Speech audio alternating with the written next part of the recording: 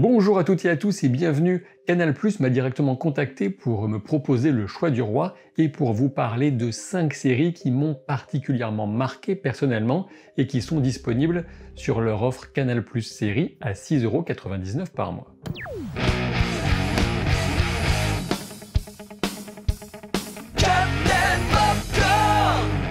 Et si comme moi vous aimez les séries, l'offre Canal+ Séries est faite pour vous, puisque comme son nom l'indique, c'est 100% série.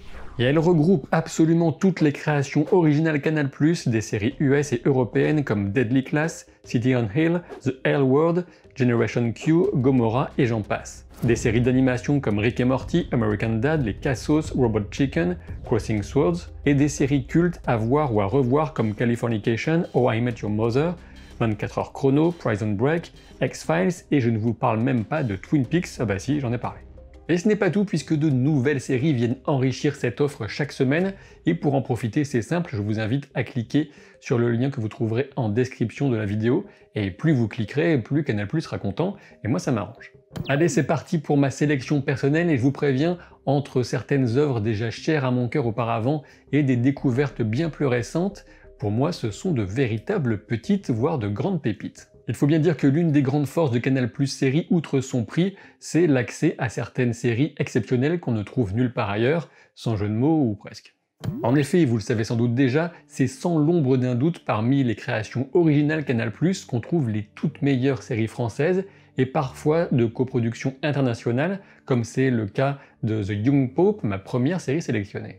Et oui, le moins qu'on puisse dire, c'est qu'il y a du beau monde derrière cette série très ambitieuse, avec un financement conjoint entre Canal+, Sky et HBO pour une coproduction italo-franco-espagnole. Il y a énormément à dire sur The Young Pope, mais il faut commencer par Paolo Sorrentino, son créateur, scénariste principal et réalisateur. Sorrentino était déjà un cinéaste reconnu, avec une vision, une patte, et c'est ce qu'on retrouve dans The Young Pope, une véritable série d'auteurs qui a quelque chose à dire et à montrer. Ensuite, il faut parler de Jude Law qui incarne ici Lenny Belardo, un cardinal américain méconnu qui va se retrouver propulsé pape à 47 ans, alors que ceux qui tirent les ficelles au Vatican comptent bien pouvoir manipuler les siennes. Jude Law avait été nommé pour ce rôle à la 75e cérémonie des Emmy Awards, et je peux vous garantir qu'il est totalement ridicule qu'il n'ait pas remporté ce prix. Toute la distribution de The Young Pope est convaincante, notamment Silvio Orlando, Diane Keaton, et oui carrément, ou encore Cécile de France, mais Jude Law est tout simplement brillant. C'est même le rôle qui vous fera prendre conscience de son talent, si vous en doutiez.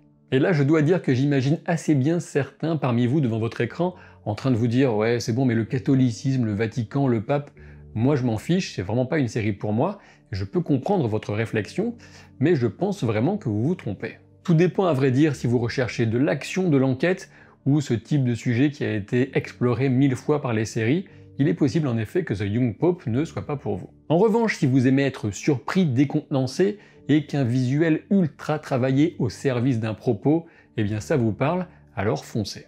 Je viens de parler de visuel et c'est une sacrée qualité qu'on retrouve déjà dans des décors tellement splendides que vous croirez sans doute initialement, comme moi, que la production avait obtenu l'autorisation de tourner au Vatican.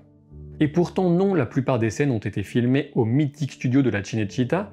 Bon, les décors c'est une chose, mais la réalisation et la lumière pour les sublimer et venir créer de véritables tableaux, c'en est encore une autre. Outre ces éléments essentiels qui font la série, ce qui m'a sans doute le plus convaincu et même touché, c'est le fond du propos et la capacité à mélanger humour, satire irrévérencieuse, réflexion sociale, respect du mystère du divin et questionnement existentiel face à cette solitude consubstantielle à la condition humaine. The Young Pope vous fera donc rire, j'en suis sûr, mais aussi pleurer sans doute et réfléchir à n'en pas douter, difficile d'en demander davantage.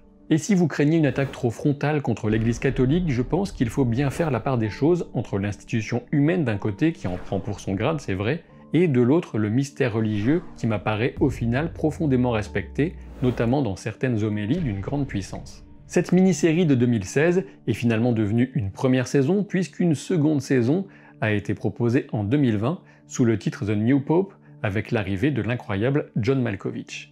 Et c'est simple, le résultat est tout aussi étourdissant et l'ensemble forme une œuvre cohérente dont je suis vraiment heureux d'avoir pu faire l'expérience, ne ratez pas ça. Deuxième création originale Canal+ dans cette sélection de 5 séries, et pas la dernière, je vous propose une autre plongée dans les coulisses du pouvoir, mais cette fois il s'agit du pouvoir politique français avec Baron Noir. Baron Noir, voilà une série dont la bonne réputation est arrivée à moi depuis longtemps mais que j'ai tardé à commencer, peut-être comme vous, par crainte que le sujet ne soit un peu trop rébarbatif. Mais au final, Baron Noir est sans doute une des séries au rythme le plus intense que j'ai suivi. La vie de Philippe Rigvart, député maire de Dunkerque, est une succession d'appels, de coups durs, de coups tordus en réaction, d'influences en coulisses, d'allers-retours Paris-Lille sur la 1 et de réunions de crise en petit comme en grand comité. On a déjà pu le dire et c'est très vrai, Cadmerade est excellent dans ce premier rôle à contre-emploi. Je pense qu'on peut totalement apprécier la série sans être passionné de politique, mais à condition peut-être d'avoir au moins un peu de curiosité intellectuelle pour les rouages du pouvoir local et national en France.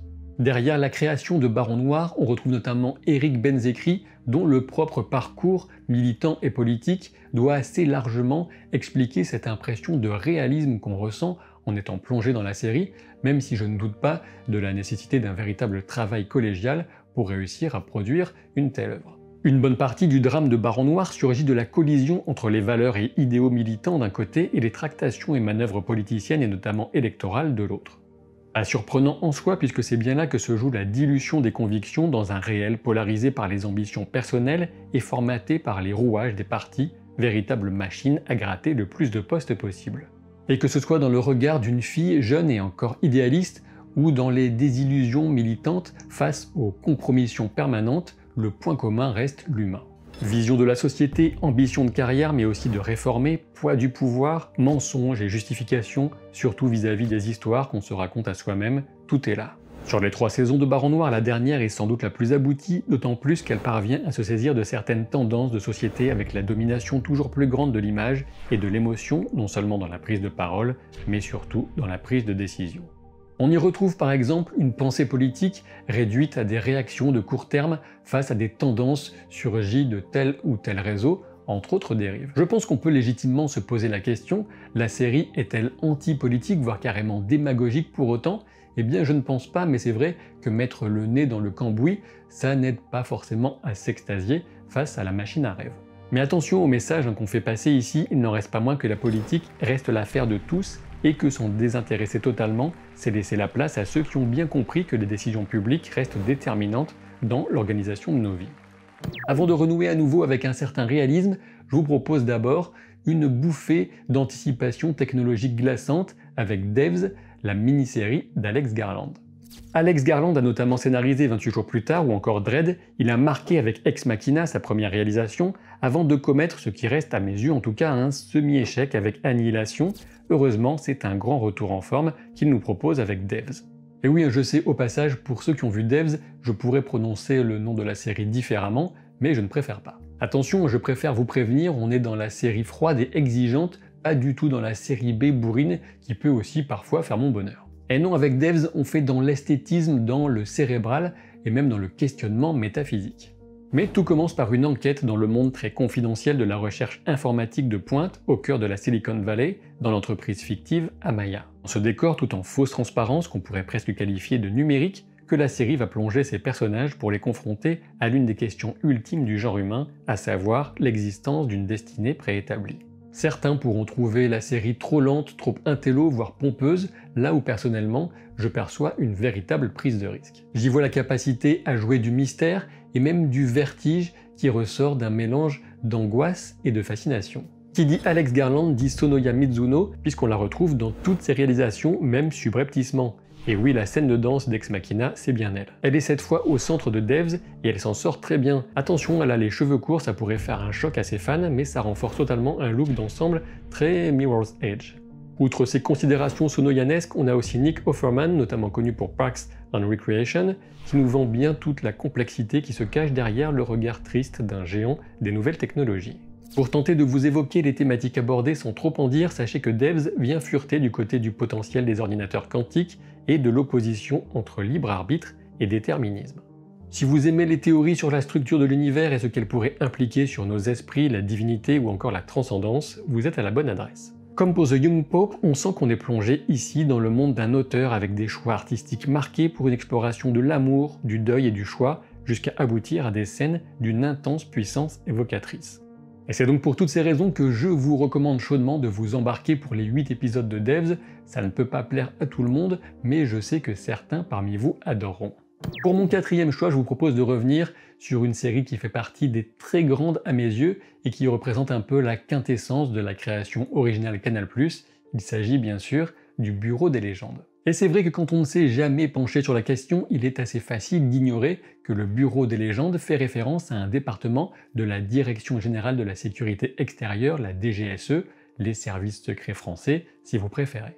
Ce Bureau des légendes forme et emploie un réseau d'agents clandestins qui sont répartis à l'étranger de par le monde sous de fausses identités, les fameuses légendes, avec pour mission de repérer et de faciliter le recrutement de potentielles sources de renseignements. Bien sûr, une telle activité de renseignement répond à des procédures strictes et impose une loyauté sans faille à la boîte, comme l'appellent les agents, mais reste deux impondérables pour introduire le chaos dans un tel système, les aléas du terrain et les sentiments humains. Derrière le Bureau des légendes, à l'origine, on trouve en première place Éric Rochant qui maîtrise comme personne le sujet de l'espionnage réaliste, avec les films Les Patriotes en 1994 et Mobius en 2013. Son œuvre majeure reste cette série dont le temps long lui permet d'atteindre des sommets dans la construction des intrigues comme dans le développement de personnages passionnants. Et on peut dire que l'une des marques de fabrique du Bureau de légende, c'est le réalisme, ou en tout cas une impression de réalisme, et il faut savoir que la DGSE les y a aidés. Même si tout ne peut pas correspondre à la réalité bien opaque des services de renseignement, on s'y croirait avec l'ajout de cette touche de romanesque qui me semble à titre personnel indispensable aux grandes histoires. Et ce romanesque, il s'exprime de diverses manières bien sûr, mais sa quintessence réside dans l'amour de Guillaume Debailly pour Nadia El Mansour, rencontrée en Syrie et pour laquelle l'agent, interprété avec intensité et justesse par Mathieu Kassovitz, mettra en danger non seulement sa légende, mais aussi sa loyauté envers le service. Le Bureau des légendes, c'est une série sur le secret, la manipulation, le courage, l'engagement, le sacrifice, les rancœurs, la passion et les grands enjeux du renseignement international. On peut clairement dire qu'on se situe ici à l'opposé des clichés habituels hollywoodiens sur les espions, clichés qu'on peut aimer retrouver dans d'autres productions, l'un n'empêche pas l'autre. Et il faut savoir que si la série sait prendre son temps, ce qui est une belle qualité, elle sait aussi ménager ces moments de tension extrême, d'autant plus qu'on ne sait jamais qui pourra se sortir indemne de certaines situations. De mon point de vue, c'est à juste titre que cette série est très souvent présentée comme la meilleure série française et elle ne pallie pas de la comparaison à l'international. On y comprend des enjeux de cybersécurité, de terrorisme et d'agents doubles ou triples, tout en restant toujours au plus proche du vécu de personnages incroyablement crédibles, notamment grâce à une excellente distribution. Et on ne sait pas encore si la 5e saison sera la dernière, ce sera en tout cas la dernière d'Éric Rochant, mais quoi qu'il en soit, ne vous privez pas de ce plaisir.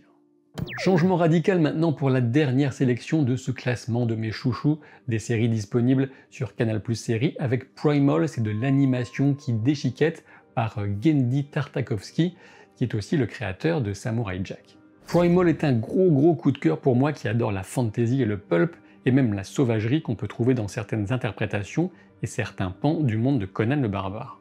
Ici l'action se déroule à une époque de préhistoire fantasmée où l'homme cohabiterait avec les dinosaures. Primal, c'est du rahan sous acide et cure de testostérone. L'inventivité visuelle porte un dépaysement total pour un rythme haletant. Le visuel y est ultra déterminant puisque la série ne comprend aucun dialogue articulé compréhensible. L'histoire de base, c'est celle de Lance et de Griff, un homme préhistorique et une femelle tyrannosaure qui vont unir leurs forces face à un monde exubérant et hostile où la seule règle, c'est manger ou être mangé. Primal se permet des incursions dans le fantastique pur et dur en ne se laissant jamais enfermer par une recherche de pseudo-réalisme, loin de là, ça bastonne à tout va avec une fluidité de mouvement et une intelligence de mise en scène qui vous laisseront pantois et épantelants. Au détour d'un lieu idyllique pourtant, d'un souvenir douloureux ou d'une amitié naissante promise à devenir un lien indéfectible, Primal sait aussi se ménager des moments contemplatifs et introspectifs, d'autant plus précieux qu'ils sont rares. Il y a aussi de l'humour ou du moins des énormités évidemment pensées pour nous faire rire ou sourire. La série compte pour l'instant une saison de 10 épisodes d'une bonne vingtaine de minutes chacun, sachant qu'une saison 2 a été annoncée. Si vous cherchez une façon de partir totalement ailleurs par tranche de petites demi-heures, c'est exactement ce qu'il vous faut.